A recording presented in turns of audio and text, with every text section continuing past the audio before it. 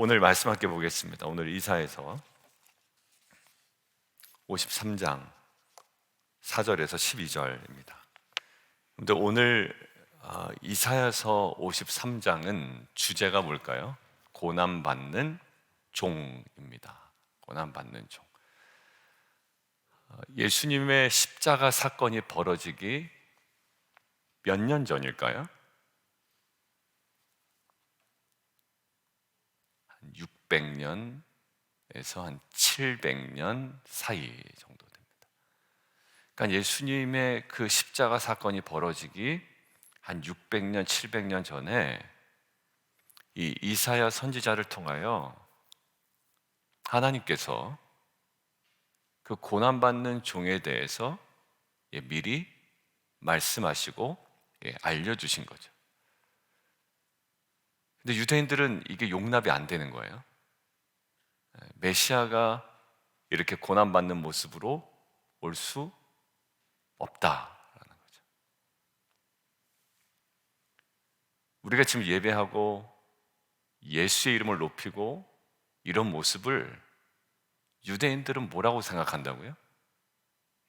우상숭배한다고 생각한다고요. 왜 그럴까요?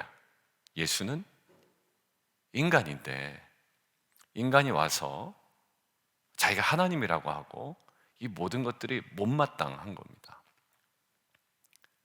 그리고 구약을 우리가 함께 이야기를 나눠도 사실 이것이 메시아의 모습이라고 전혀 인정하지 않겠죠. 그러니까 말씀에는 깨닫는 은혜가 필요하고요, 성령의 조명하심이 필요하고, 이 같은 본문을 보고 있지 않습니까? 유대인들이나 우리나. 유대인들은 신약을 인정하지 않지만 그들은 이 구약을 보고 있음에도 불구하고 사실 여기에 눈이 열리지 않으면 참된 구원의 길을 발견할 수가 없는 거예요. 여러분들 에티오피아 내시를 만난 사건 기억나시죠? 이게 누구를 얘기하는 거냐라고. 이게 누구를 얘기하는 거지? 이사야 자신을 얘기하는 거냐? 자기가 그렇게 고난받는다고 얘기하는 거냐? 도대체 누구를 얘기하는 거냐? 그래서 그거를 누가 풀어줍니까? 빌립 집사가 풀어주죠. 빌립 집사가 갑자기 사역 잘하고 있는데 성령께서 광야로 내려가라고 합니다. 광야로 내려가는데 그 광야로 내려가는 그 길에서 에티오피아 내시를 만나죠. 그래서 이사야서를 풀어줍니다. 풀어주니까 갑자기 그 에티오피아 내시가 뭐라고 이야기해요? 야, 그러면 내가 지금 이 자리에서 침례를 받지 못할 게 어디겠느냐. 그래서 바로 그 자리에서 그 물 있는 곳으로 가서 침례를 받습니다. 그러면서 어디가 분기점이었나요? 결국 우리의 신앙의 핵심은 이 고난받는 종 메시아에 대한 분명한 이해와 깨달음과 그에 따른 믿음에 있다라는 거예요. 오늘 이 부분이 우리에게 분명히 전달하는 것은 600년 전에, 700년 전에 이미 하나님께서 우리에게 알려주시고 이사야를 통해서 예언하신 말씀이었죠. 기독교가 뭐냐? 결국 이 질문에 저보고 만약에 물어본다면 기독교는 예수가 누구신가? 라는 질문에 대한 대답을 해나가는 종교다라고 저는 믿어요. 왜? 하나님 믿는다고 하는 사람들은 수두룩하거든요. 여기도 하나님, 저기도 하나님, 말도 안 되는 것도 하나님. 근데 결국 아주 정확하게 구체적으로 질문 하나 던진다면 예수가 과연 누구신가라는 거예요. 그러지 않습니까? 유대인과 기독교인, 유대교와 기독교를 가르는 질문도 뭐라고 그랬죠? 세가족반에 그거였습니다. 예수가 누구시냐. 그래서 유대교는 뭐가 없다? 삼위일체가 없고, 기독교는 그 굉장히 설명하기도 어렵고 긴 부가 설명을 해야 되는 삼위일체가 있다라는 거예요. 그러니까 결국 삼위일체는 만들고 싶어서 만들어 놓은 것이 아니라 무엇에 대한 응답으로 형성된 교리다? 예수가 누구신가라는 거예요. 저는 오늘 이사야서 53장이 에티오피아 내시처럼 이게 누구냐라고 의문점에서 출발했던 우리의 인생이었다면, 이제는 이 고난받는 종이 우리에게 누구인지를 정확하게 깨달아 정말 이 고난받는 종, 어린 양 대신, 유월절의 어린 양 대신 예수 그리스도 앞에 정말 내일은, 우리가 지금도 물론 예배하고 있지만 내일은 온전한 경배로 나갔으면 좋겠습니다. 여러분들 최근에 여러분들 저를 보니까 습관적으로 예배하더라고요. 의자도 앉아있는 것도 습관적으로 앉아있고, 습관적으로 예배하고, 습관적으로 모든 것들이 다 습관적이에요. 제가 그러니까 여러분들도 그렇게 보이는 모양입니다. 제가 죄송합니다.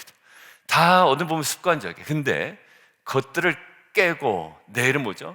그 예수가 누구신가? 라는 질문 앞에 우리의 온 몸을 다하여 예배해 나는, 부활주일이기 때문에도 그렇고 주일이기 때문에도 그렇고 그렇지 않더라도 우리의 삶으로 그 신앙 고백을, 삶의 예배든 우리의 공예배든 우리가 온전히 올려드리는 저와 여러분 되기를 주님의 이름으로 축원드립니다. 왜? 예수님은 우리의 진정한 구원자 되시고 또 지금도 살아계셔서 우리 안에 성령을 통해 역사하시기 때문인 줄 믿습니다. 두 번째는요, 6절과 7절에 공통되는 동물이 나오네요. 자, 우리 자녀들 6절에 무슨 동물이 나오나요? 자, 6절 토비 한번 얘기해 볼래요?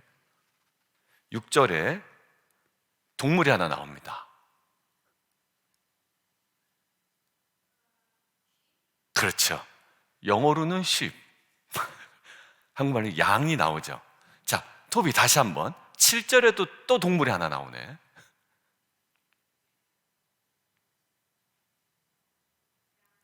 양. 처음에는 sheep, 나중에는 양. 자, 노아야. 6절 양하고 7절 양하고 느낌이 어떤가? 두 양이 좀 똑같은 것 같아? 아니면 좀 다른 것 같아? 그렇죠. 좀 달라 보이죠? 네, 달라요. 자, 6절에 나온 양을 한번 볼까요? 6절 나온 양. 특징이 뭡니까? 그릇 행한대요. 그리고 지 마음대로 한대요. 지 마음대로.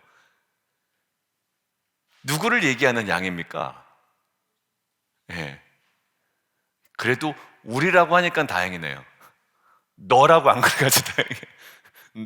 너 얘기하는 거야? 이렇게 얘기하는 데서 참 다행입니다. 예, 우리를 얘기하는 것이고, 예, 저를 얘기하는 것이죠. 저 여러분은. 우리는 다 양 같대요. 특징이 뭡니까? 그릇 행해요. 그리고 각기 제 길로 갑니다. 근데 이 양의 속성 중에 뭐가 있냐면 근시안이 있어요. 근시안. 그 앞에 거밖에 보지 못하는 약점이죠. 어떻게 보면 양의 단점이기도 합니다. 그런데 저는요, 생뚱 한 번도 생각을 안 했는데 이 말씀 묵상하다가, 그런데 예수님이 우리에게 뭐가 되신다? 예, 다 빼고 양이 되신대요. 그러니까 우리가 양 같은데 예수님이 어떻게 된다? 양이 되셨대요. 저는 이게 신학적으로 검증되지도 않았습니다. 미리 말씀드리는 거예요. 근데 양 같은 우리 때문에 양이 되셨는데 양 같지 않은 양이 되셨다는, 우리 같은 인간이 되셨는데 우리와 같이 죄는 없으신 인간이 되셨잖아요. 우리가 그때 이야기 나눈 것처럼 완벽한 인간이에요. 그런데 그 연약함은 다 짊어지고 가셨지만, 그렇지만 죄는 없으시다. 여러분들, 두 가지의 양의 속성이 저에게는 개인적으로 도전이 됐습니다. 양이 무조건 안 돼, 아니면 양은 못 써 라는 개념도 들어있어요. 6절에. 왜? 다 양 같다니까. 근시 아니에요. 영적인 근시 아니에요. 뭐 그냥 앞에 있는 거 보고 결정하고 이것이 나에게 좋은 것인 줄 알고 그걸로 따라갑니다. 그런데 그것들이 사실 영적 근시하는 우리에게 뭐가 되냐면, 그때 계속 우리 복음에 대해서 이야기할 때도 그랬지만 이것은 죄가 됩니다. 가장 궁극적인 것들을 바라보지 못하는 것은 사실 우리에게 죄가 됩니다. 하나님의 마음을 하나님을 마음에 두지 않으려고 하는 것, 그리고 그 뜻을 분별조차 하려고 하지 않는 것, 혹 분별되면 내가 온전한 길로 가, 오히려 내가 어려움을 당할까 봐 그 길을 회피하는 것, 이 모든 것들은 사실 죄가 됩니다. 그런데 예수님께서 우리에게 뭐가 되셨다? 어린 양이 되셨대요. 근데 그릇 행하고 제갈 길로 간 양과는 전혀 다른 속성이 이 7절 양에게 보이더란 말이에요. 어떤 양입니까? 능력 있는 양이 아니었어요. 막 무슨 잘못 가고 있는 양을 이끌어 가지고요, 그들을 막 선도해 가는 양도 아니었어요. 양의 속성이 뭐라고요? 예수님께서 갖고 있는 양의 속성은 도수장으로 끌려가는 어린 양 같아요. 그리고 털 꺾는 자 앞에서 잠잠한 양이래요. 저는 양을 봤습니다. 몇 번 얘기했습니다만, 6월절 의식을 한국의 어떤 단체, 그리고 부평에 있는 그 온누리교회 출신인 어떤 목사님이 계세요. 박인영 목사님이라고 계신데, 박인영 목사님이 이제 제사장 옷을 입고, 그다음에 어떤 단체와 함께 6월절 어린이, 그러니까 양을 잡는 거죠. 그거 실제 양을 갖다가 좀 시연하는 시간이 있었습니다. 이게 미국에서는 그렇게 가능할지 어떨지 잘 모르겠습니다만, 저는 이제 직접 그 현장에 갔어요. 저희 신학교 동기들하고 이렇게 같이 갔습니다. 양을 끌고 오더라고요. 정말 저쪽에서 양을 끌고 오는데, 알겠죠, 본능적으로. 근데 그렇게 저항은 크진 않아요. 그리고 이제 실제로 이제 목을 땁니다. 근데 그 양의 움직임이 있긴 있어요. 그런데 막 감당하지 못할 정도로 움직이지 않아요. 정말 잠잠합니다. 그래서 제가 그거 보고 엄청 울었잖아요. 예수님을 어린 양으로 하신 이유가 있구나. 한마디도 안 하셨다고 그러죠. 가상칠언은 원망의 말은 아니었습니다. 그리고 그들을 향한 질타도 없었어요. 변명도 사실 없었다고요. 근데 그 움찔움찔 하는데, 그러다가 죽었나? 라고 할 정도로 양이 이제 생명이 끝나버리더라고요. 그래서 이제 각을 뜨고 태우는 것까지 다 했습니다. 지금 보면 그게 가능했겠나 싶어요. 그게 좀 한참 전이긴 한데, 여러분들 지금 양이 그릇 행하고 제 길로 막 갑니다. 근데 어떤 양이 나타나서 그들을 막 끌고, 이놈들아 그 길이 아니야라고 막, 그런 양이 아니라 어떤 양이라고요? 도수장으로 끌려가는 어린 양에 비유하셨다고요. 700년 600년 전에. 이게 우리의 어린 양의 모습이었대요. 그게 메시아의 모습이었다라는 거예요. 그리고 털 깎는 자 앞에서 잠잠했다라는 거예요. 저는 이거를 묵상하는데, 6절의 양이 나쁜 줄은 알겠어요. 6절의 양이 정말 영적인 근시안이고 철부지 같은 양인 거 알겠어요. 그러면 메시아로서의 양은 뭔가 지도력 있고 뭔가 이끄는 매력적인 어떤 양의 모습이 돼야 될 것 같은데, 도수장으로 끌려가는 어린 양과 털 깎는 자 앞에서의 잠잠한 양이래요. 이게 메시아의 모습이라고 성경이 지금 600년, 700년에 얘기하지 않습니까? 그리고 실제로 그 어린 양처럼 십자가에 아무 말도 아니하시고, 그리고 묵묵히 온 몸으로 그 죽음을 감당해 내심으로 우리의 진정한 구원자가 되신 거 아니에요? 자, 여기서 묵상이 된 건 뭐냐면, 유대인들이 인정하지 못하는 메시아의 모습이에요. 이럴 수 없다라는 거예요. 근데 예수님은 그렇게 하심으로 우리를 구원하셨죠. 저한테 드는 질문이 이거였습니다.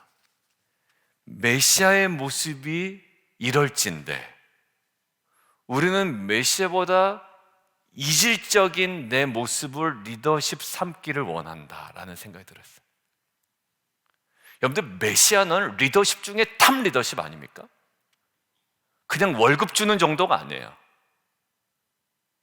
일을 나눠주는 정도가 아니라, 이거는 리더십 중에 탑 리더십의 모습입니다.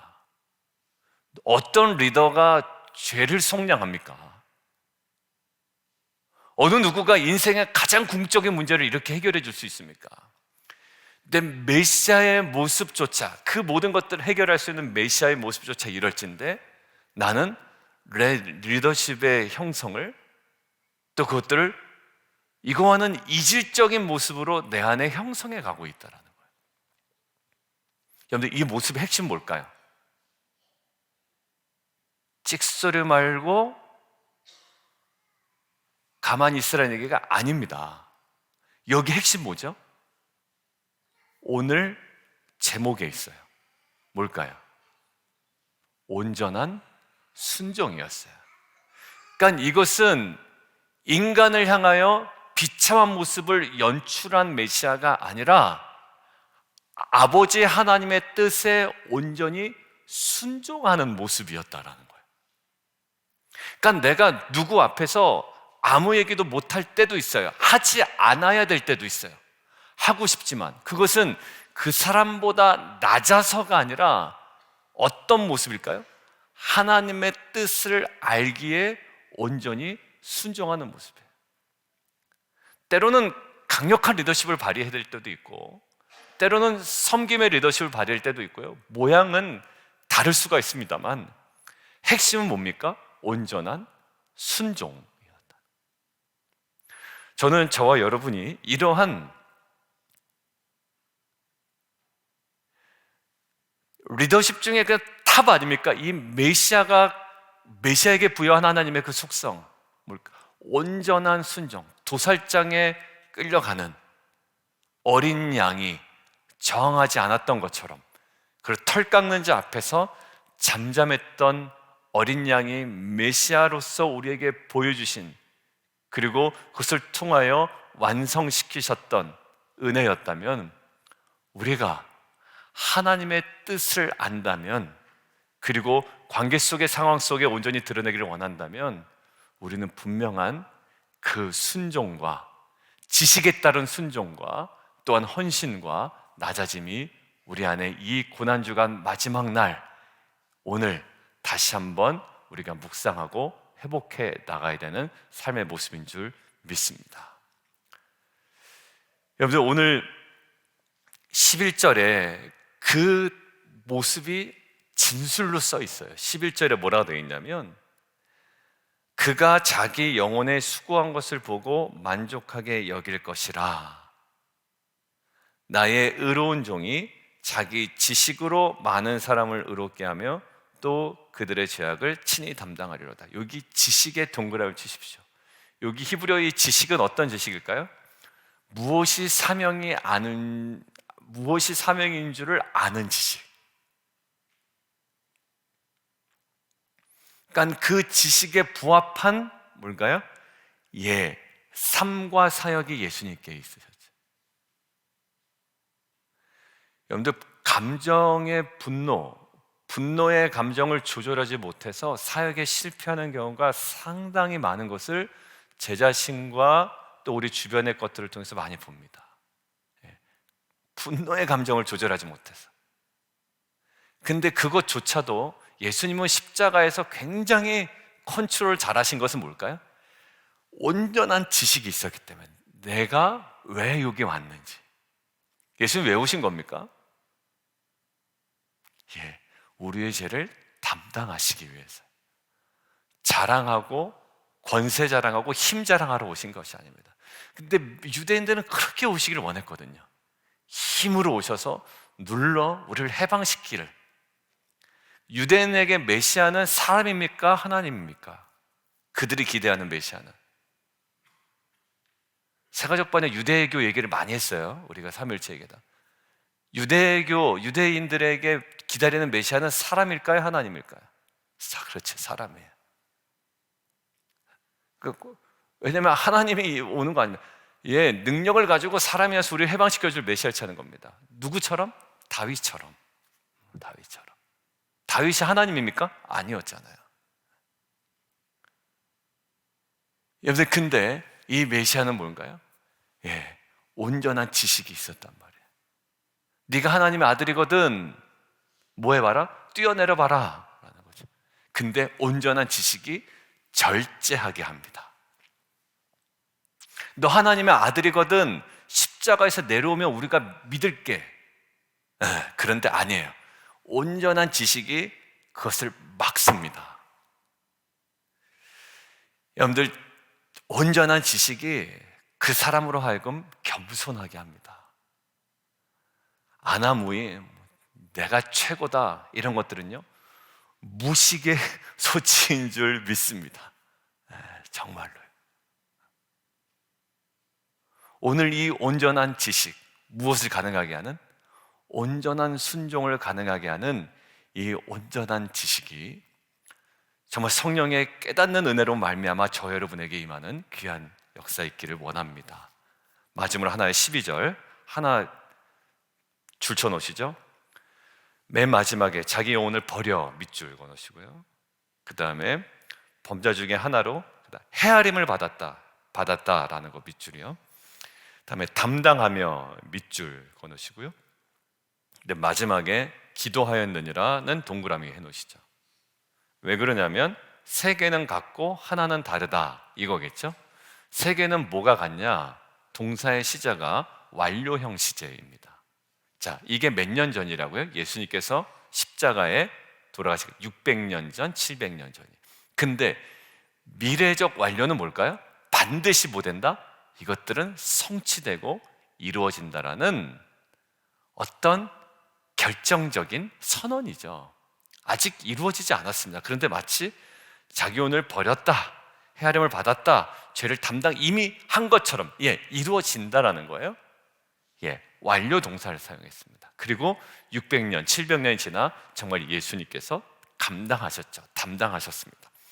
자, 버리시고 헤아림을 받으시고 담당하셨습니다. 자, 그런데 마지막에 동그라미를 친 기도하였느니라는 제가 시제가 그럼 다르겠네요. 무슨 시제일까요? 학자들이 연구를 해보니까 이게 미완료 시제라는 거예요.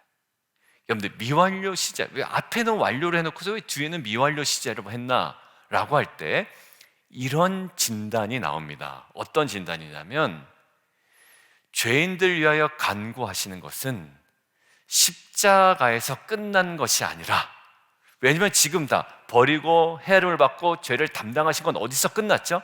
십자가에서 감당하셨습니다. 또 오셔서 또 십자가 지지 않으십니다. 그런데 이 죄인을 위하여 기도하시는 사역은 십자가에서 끝난 사역이 아니라 예수님 다시 오실 때까지 이 중보는 지속된다라는 거예요. 멈추지 않았다라는 거예요. 끝나지 않았다. 물론 600년 전에 볼 때는 다 완성되지 않은 거였어요. 근데 지금 시점에 보니까 더 생생하죠. 왜? 이미 그 600년 전의 예언대로 버리고 헤아림을 받으시고 죄를 담당하신 것은 이미 우리에게는 완료가 되었고요. 그러나 아직 완료되지 아니하고 살아있는 것이 있습니다. 예수님께서 친히 우리를 위하여 간구하십니다. 그리고 성령을 보내주셨습니다. 삼위일체의 놀라운 은혜가 뭐냐면 성령 누구? 하나님이에요. 하나님. 이 하나님은 지금 우리와 함께 계십니다. 이 놀라운 사건이거든요. 예수님은 지금 보좌에 계시고 하늘 보좌에 계시고 성령 하나님 우리와 함께 계십니다. 말할 수 없는 탄식으로 우리하여 간구하십니다. 여러분들, 이것이 실제가 된다면 여러분들, 제가 우리 심현주 집사님한테 제가 기도합니다. 목사님 감사해요. 목사님 좀 기도 제목 좀 보내주실래요? 집사님 이런 기도 제목이다. 좀 안타까워요 제가. 그래서 기도하겠습니다. 누군가 자기를 위해서 기도한다는 것도 정말 힘이 되고 의지가 되고 뭔가 좀 은혜가 되지 않습니까? 근데 뭘까요? 범죄자들을 위해 기도하였느니라가 아니라 지금도 우리를 위하여, 여러분들 범죄자를 위하여 기도하실 정도면, 죄인들 위하여 간구하실 정도면 어느 정도? 그 양자된 예수 그리스도로 인하여 자녀된 우리를 위하여 그냥 가만히 보고 계시냐고요. 그 눈물로 올려드리는 기도에 응답하시지 않겠냐고요. 아니면 정말 성령께서 로마서 나온 것처럼 정말 말할 수 없는 탄식으로 우리에게 기도한다는 게 그게 사실 뻥이겠냐고요. 아니죠. 그것은 우리에게 실제가 됩니다.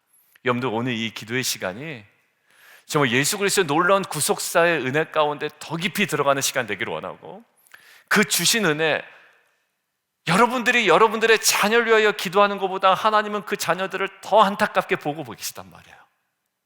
나는 내 자녀 너무 안타깝지만 내가 내 자녀 안타까워하는 것보다 더 본질적으로 궁극적으로 그 자녀들을 두고 안타까워하시며 그들을 도우시고 그들을 위하여 간구하시는 성령 하나님 의지하여 우리가 오늘도 감사함으로 또 믿음으로 나아가는 귀한 공동체 될 수 있도록 이 시간 함께 좀 기도하면 좋겠습니다. 우리 함께 좀 기도할까요? 우리 함께 좀 기도하며 나아가도록 하겠습니다. 예수가 누구시냐라는 질문이에요. 이사야서 53장에서 확 갈립니다.